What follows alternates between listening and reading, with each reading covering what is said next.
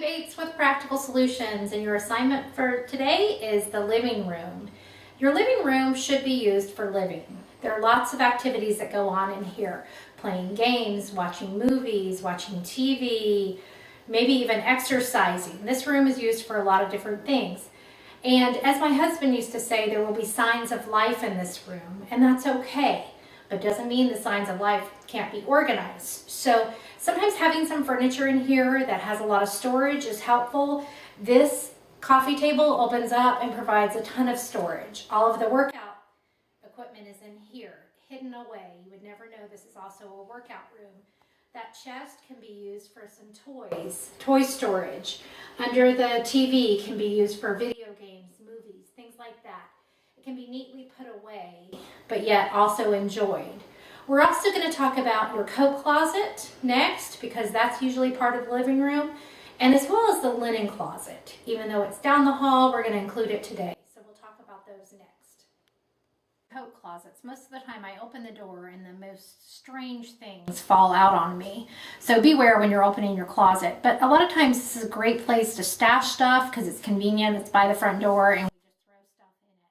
What we want to do is probably pull all that stuff out and begin to go through it. It may go elsewhere. It may need to go away, be donated or thrown out. But what you want to do is have this for coats. This is what it's intended for. Also things like vacuums, emergency supplies, those are appropriate in here, but you want it to be organized so you can get to it and you're not embarrassed if somebody needs to hang a coat and everything comes flying out.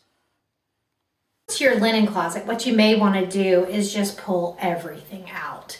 Usually it's a mess of a lot of linens that maybe you haven't seen in a while. You get something new, you throw something old in here.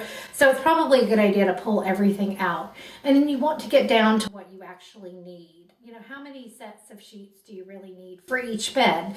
Decide that and keep that many sheets. Look for holes, get rid of anything that you know you don't like. When it comes to comforters, how many comforters do you need?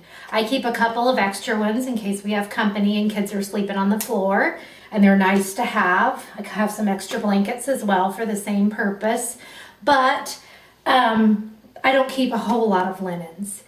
And you want to put those back neatly. I have them by the size of bed so I can grab them very quickly and get what I need when I need it.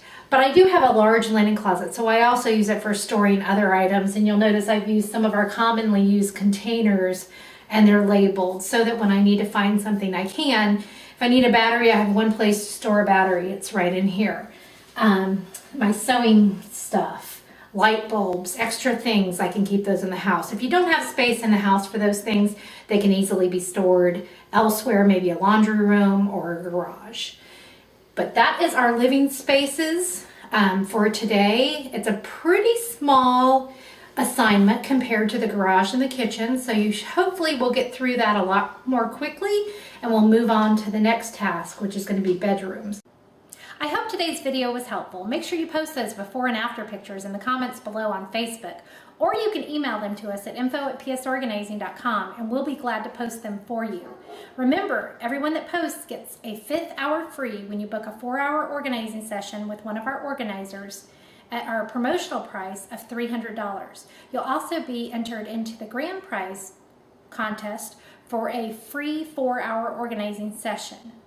If you need any help and get overwhelmed during this process, make sure you give us a call. We offer a free organizing needs analysis where we talk about your specific organizing needs and how one of our organizers can help you. We look forward to seeing your progress.